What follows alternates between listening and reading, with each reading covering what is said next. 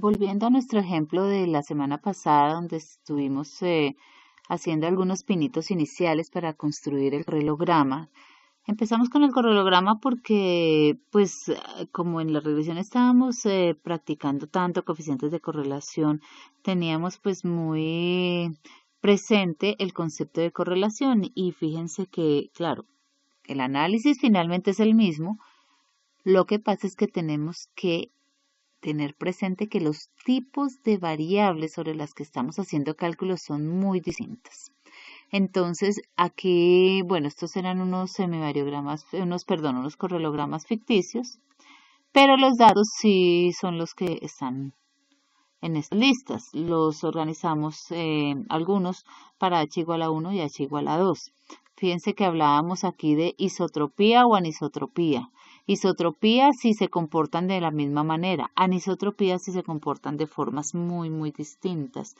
Si este fuera el caso que obtuviéramos entonces calculando correlogramas, diríamos que el comportamiento horizontal y el comportamiento vertical son muy distintos, por lo tanto aquí habría evidencia de que la propiedad de isotropía no se cumple y a eso lo llamaremos anisotropía.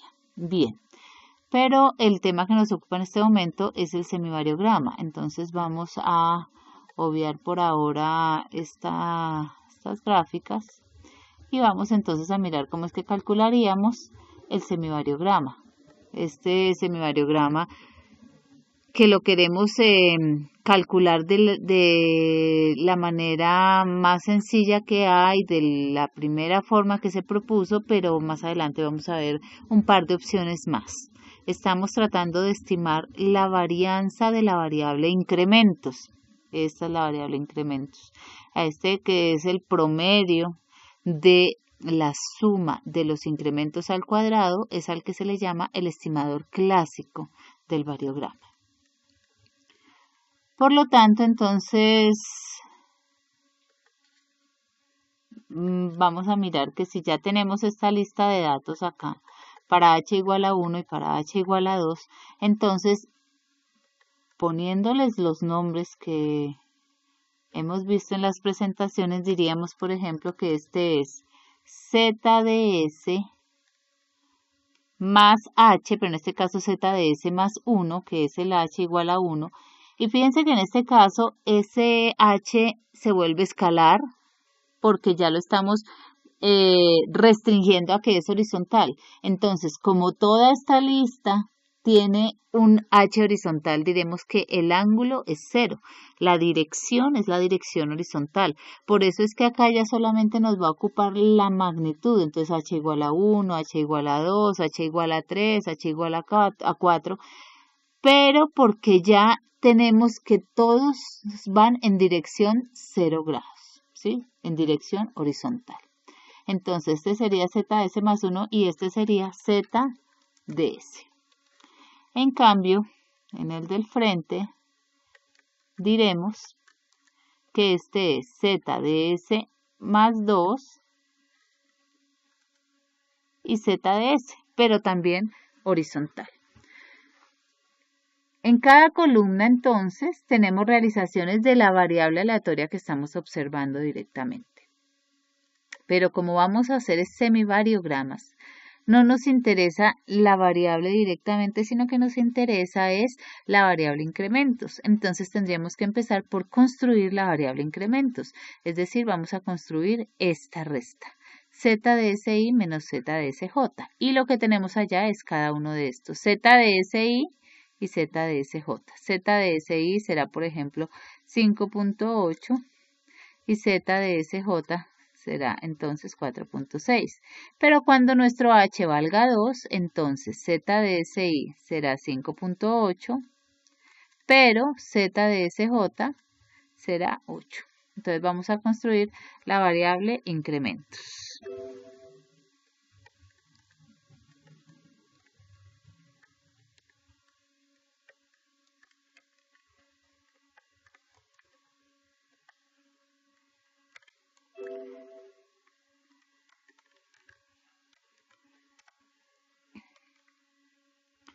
Entonces, será la resta entre estas dos cantidades. Ya, eso es todo y la calculamos para todos los datos que haya.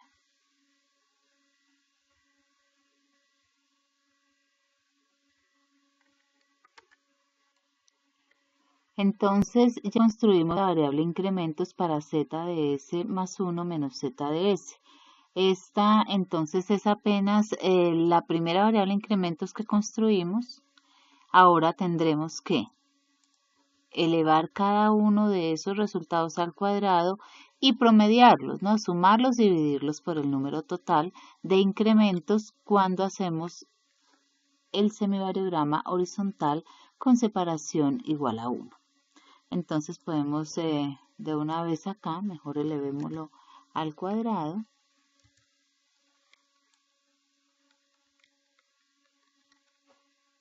Corramos toda la fórmula. Fíjense ustedes, por ejemplo, este 2.9 se va a volver un 8.2 y entonces, claro, las distancias entre datos van a ser mucho más grandes. Bueno, no estamos hablando de distancias espaciales acá, sino las diferencias entre todos estos datos se hacen mucho más grandes cuando se elevan al cuadrado, por lo tanto, no es resistente a datos atípicos. Y acá, entonces, podemos sacarle el promedio. Pero entonces, quiero que veamos cuántos datos tenemos para este caso.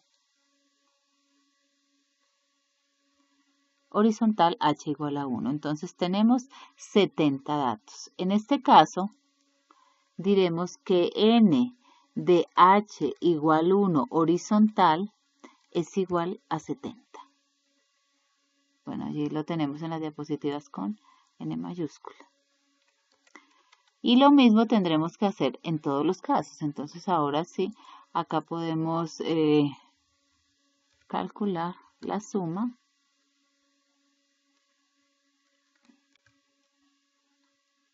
de todos ellos y lo dividimos por 70.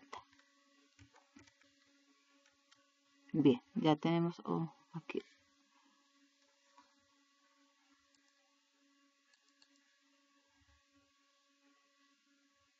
A ver qué pasó.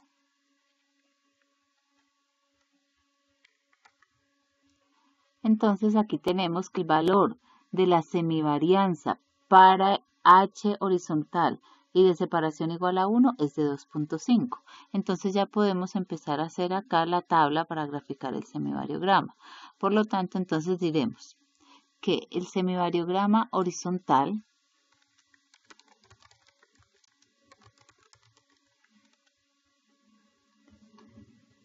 constará de los siguientes valores. H igual a 1 vale 2.5.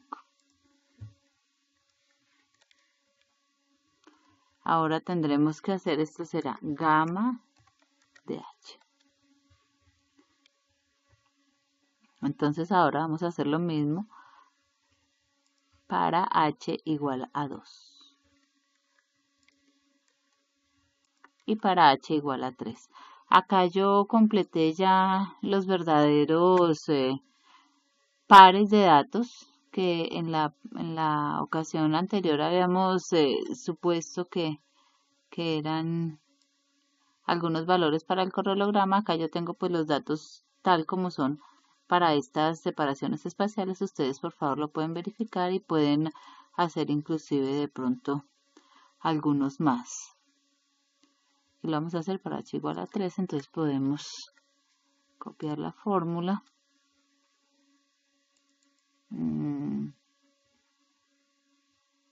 Esta fórmula no está al cuadrado, verifiquemos.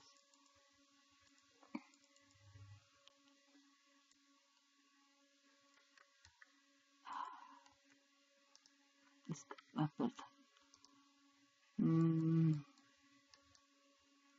Copiar, pegado especial, fórmula, aceptar. Bien, acá entonces de nuevo hagamos la suma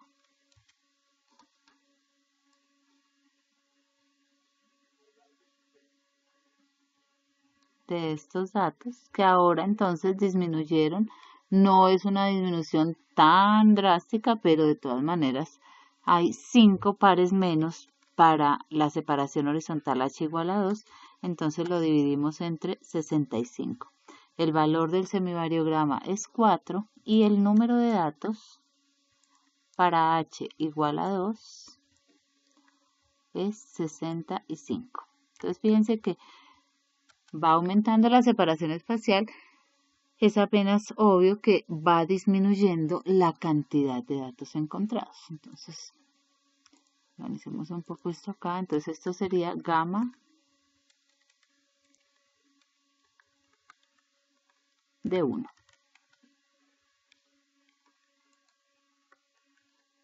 Y este ahora sería aquí gamma de 2. El valor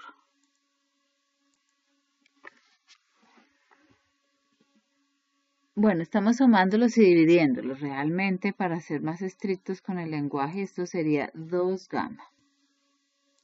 2 gamma lo estamos dividiendo entre el número de datos, no entre 2 el número de datos. Bueno, muy bien. Entonces tenemos 2 gamma de 1, tenemos 2 gamma de 2. Vamos ahora a calcular 2 gamma de 3.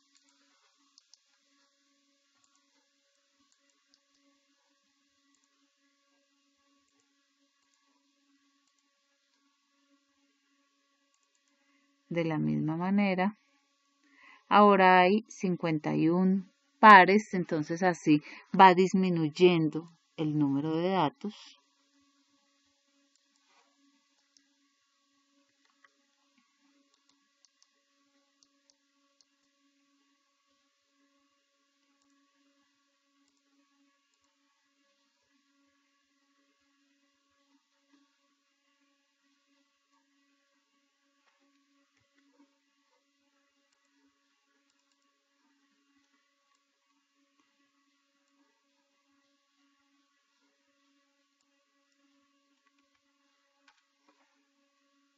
Ahora sí ya quedó solamente el espacio que era y lo dividimos entre los 51 datos.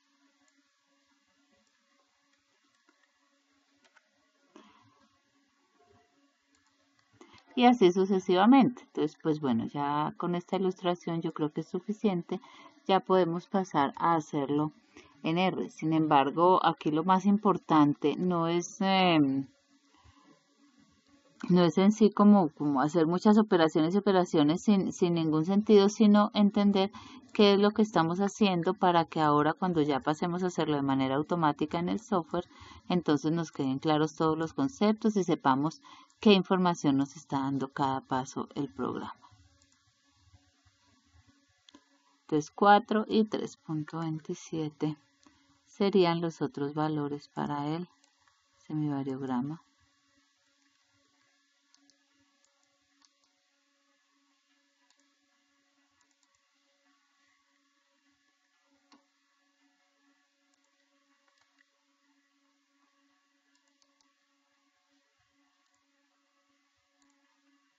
Bien, entonces 2, 3 y podríamos pues seguirlos haciendo. Esto es ya la tabla de valores para poder graficar el semivariograma.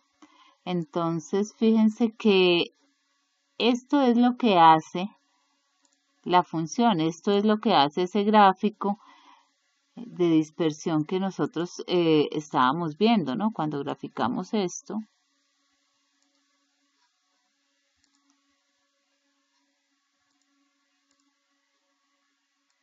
2.5, entonces él va tomando este valor y así tenemos que seguirlo haciendo. Ahora, estos puntos es los que debemos mirar qué modelo matemático, qué función matemática nos ayuda a unirlos de tal manera que sea el mejor ajuste posible. Claro, estos 3 son muy poquitos puntos para ajustar el semivariograma. Idealmente, ojalá que tengamos al menos unos 25. Eso es lo sugerido. Sin embargo, pues de acuerdo al número de ubicaciones espaciales que tengamos medidas, no siempre se tienen la cantidad de datos que uno quisiera para hacer la estimación de la mejor forma. Ahora, si solo tenemos 3 datos, pues tampoco lo podemos estimar. Uno tiene que ser realista y tiene que ser honesto. Si hay si hay muy pocos puntos, pues no es posible hacer la estimación confiable de modelos de este estilo. Entonces, esto es lo que se llama el semivariograma empírico. Aquí estamos haciendo una estimación del semivariograma utilizando este estimador, el llamado estimador clásico. Entonces, cuando nosotros ya logramos llevar esto a los números para la variable de interés que estamos trabajando,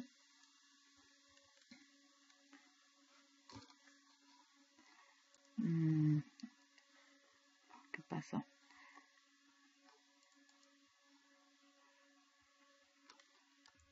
Idealmente, entonces debemos diferenciar estos términos. Una cosa es el modelo de semivariograma, que será una función matemática.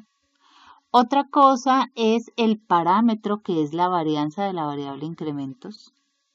Otra cosa es el estimador que usemos, en este caso estamos usando esta manera de calcular.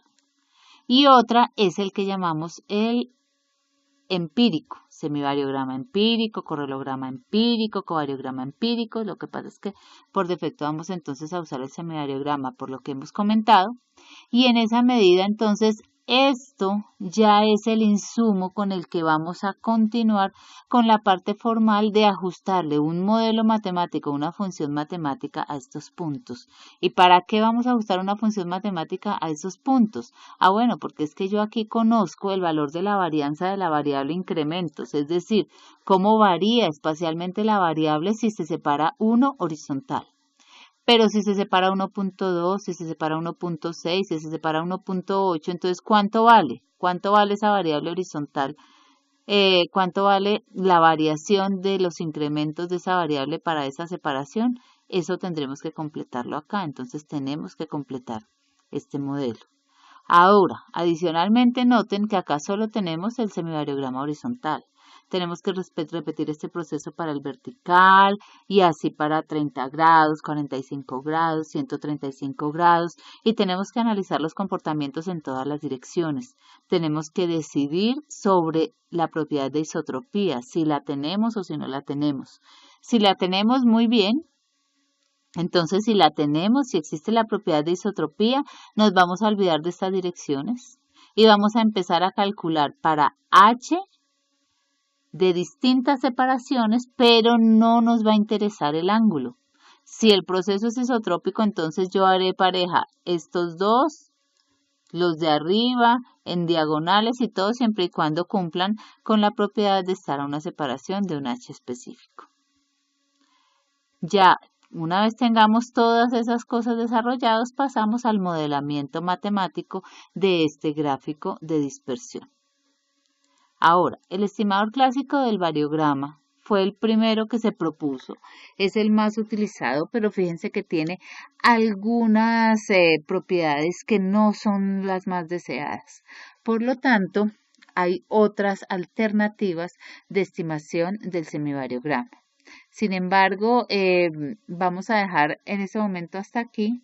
Quiero entonces pasar a construir estas cosas en el software R, y la idea es que cada uno con los datos que está trabajando, con el trabajo que me enviaron hoy, ya con la media analizada, corregida si fue necesario, o con la verificación de que se puede suponer la media constante, pasen a la estimación de este semivariograma empírico.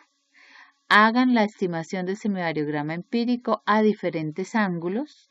Claro que hacerlo a mano, eso sí ya es una cosa demasiado, no difícil, pero sí muy laboriosa, extenuante, ¿cierto? No hay necesidad, el software lo hace por nosotros, pero entonces vamos a ir analizando. Quiero que vayan armando entonces como su página de, vamos a en esta página dejar el horizontal, el vertical a diferentes ángulos, y vamos a decidir sobre la isotropía y vamos a mirar entonces los parámetros que nos pide el software R en la función de estimación de semivariograma. Entonces vamos a pasar a hacerlo en R de manera más general. Vamos a hacer la ilustración en el software R del cálculo del semivariograma con los datos que todos teníamos de Aquifer. Si quieren, entonces suban los datos de Aquifer, léanlos aquí. Entonces yo me ubiqué en la carpeta donde tengo los datos de Aquifer y los leí con la instrucción que habíamos visto, la de read.table. Los datos están en extensión .txt para mi caso y le decimos que el encabezado existe para que nos tome entonces la primera línea como los nombres de los datos. En este primer caso no le había dicho head igual true y entonces claro se comete el error de que le pone unos nombres adicionales y la primera línea ya no va a ser numérica. Bien, entonces ahora sí aquí ya los tenemos, podemos verlos. View Aquifer. Estos son los datos. La tabla de datos que ya conocíamos. Ahora, esta tabla de datos como está en este momento no es una tabla de datos que tenga alguna información espacial específica. Nosotros sabemos que estas dos son las coordenadas planas, pero para el software R es un objeto tipo tabla. Entonces, podemos verificarlo. El Aquifer es un objeto tipo tabla, tipo data frame. Vamos entonces a utilizar el primero de los software que vamos a trabajar, que es el software GeoR. Entonces, si no lo han instalado, por favor, instálenlo.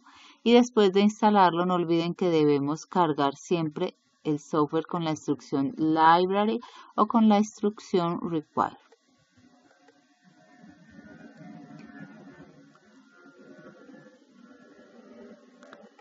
Vamos a organizar el trabajo aquí en un script. Entonces,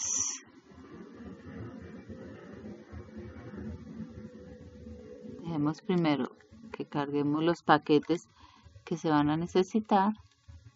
En este caso, por ahora carguemos el GeoR. Posteriormente, leemos los datos. Y en el siguiente paso, entonces lo que vamos a hacer es decirle al GeoR que efectivamente esta tabla contiene información de tipo espacial, que no es una tabla ordinaria. Entonces, ¿cómo vamos a decirle que tiene coordenadas geográficas? Vamos a decírselo con esta instrucción. La instrucción as.geodata. ¿Qué hace as.geodata? As.geodata asume por defecto que la primera columna es la coordenada horizontal, la segunda columna es la coordenada vertical y la tercera columna es la variable z y sus realizaciones, es la muestra tomada, es los datos de interés. Por lo tanto, si ustedes tienen en diferente orden las columnas o tienen más columnas, sí deben decirle de manera específica dónde están las coordenadas. Entonces pueden llamar la ayuda de as.geodata y ustedes acá encuentran, por ejemplo, ¿dónde están las variables adicionales? Eso se lo pueden decir. ¿Dónde están las coordenadas? ¿Cuáles son las coordenadas? Si es la coordenada es la columna 1 y 2 o las coordenadas son las columnas 5 y 6, ¿sí? ¿Dónde está la variable de interés? Y recuerden que al final entonces ustedes acá siempre tienen algunos ejemplos. Eso es por si no las tienen en ese orden. De todas maneras, ustedes tienen más variables ahí. Si tienen en la cuarta columna, quinta, sexta, otras variables, eso entonces no nos interesa por ahora. Ustedes simplemente le dicen as.geodata de los datos y él no va por lo pronto a utilizar para nada las columnas 4 en adelante, solamente las 3 primeras.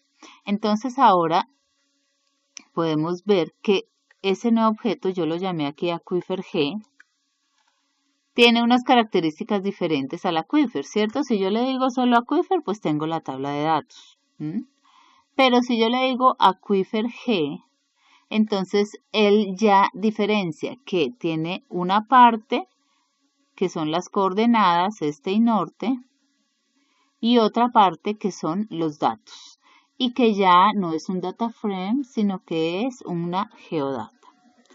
Ahora, si yo hago plot de Aquifer solo, obtengo la matriz de diagrama de dispersión, ¿cierto? Esto nosotros ya lo hemos visto, harto lo hemos trabajado para la regresión. Entonces, aquí yo podría hacer una lectura de la tendencia, por supuesto. Entonces, por ejemplo, en este gráfico yo tengo acá contra la variable G, que es, bueno, la variable profundidad a la que se encuentra agua, por decirlo de manera sencilla, pero nos interesa un poco más para verlo de la forma que siempre lo vemos entonces, un gráfico donde esté el en el eje horizontal y la variable en el eje vertical. Entonces mejor miramos estos, ¿cierto? Este y este. Acá tenemos contra la profundidad y norte contra la profundidad y se ven claramente las tendencias, ¿cierto? Estas dos cruzan contra norte, entonces lo que nos dicen son los puntos donde se tomaron las mediciones. Entonces ahí no hay más información de interés. Esta indudablemente la necesitamos para analizar la tendencia, pero nos queda mejor, una visualización mejor, si graficamos Aquifer G. Podríamos poner plot de una geodata, plot.geodata, pero como vamos a graficar una geodata, no es necesario ponerle más funciones. Él identifica que Aquifer G es una geodata y entonces nos arroja este gráfico. Este gráfico de la geodata inicialmente entonces está dividido en 4 partes. La primera parte, la ubicación 1,1 de esta matriz de gráficos, nos muestra los puntos donde es medida la variable profundidad y además los clasifica en los cuartiles. Entonces, ¿cómo analizaríamos estos datos? Bueno, la ubicación espacial donde se tomaron los datos se supone